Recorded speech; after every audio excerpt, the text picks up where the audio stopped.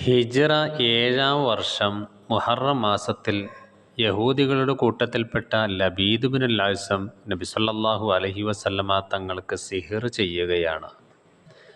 30 ദീനാർ കൂലി വാങ്ങിയിട്ടാണ് അദ്ദേഹം നബി സല്ലല്ലാഹു അലൈഹി വസല്ലമ തങ്ങൾക്ക് സിഹ്ർ ചെയ്യാൻ വേണ്ടി ഒരുങ്ങുന്നത്.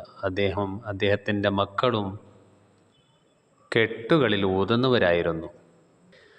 11 സൂചികളെ തറപ്പിച്ചുകൊണ്ട് നബി സല്ലല്ലാഹു അലൈഹി വസല്ലമ തങ്ങളുടെ രൂപത്തിന് മെഴുകിനാൽ ഉണ്ടാക്കുകയും അതിനെ അരീസ് എന്ന കിണറ്റിൽ മറവ് ചെയ്യുകയും ചെയ്തിട്ടുണ്ട്.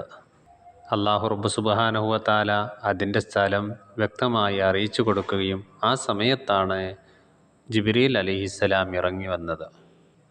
11 ആയത്തുകൾ അടങ്ങുന്ന സൂറത്തുൽ ഫലക്ക്, സൂറത്തുൻ നാസ്, ഈ 2 സൂറത്തുകളെ കൊണ്ട് കാവലിനെ തേടാൻ വേണ്ടി നിർദ്ദേശിക്കുകയായിരുന്നു.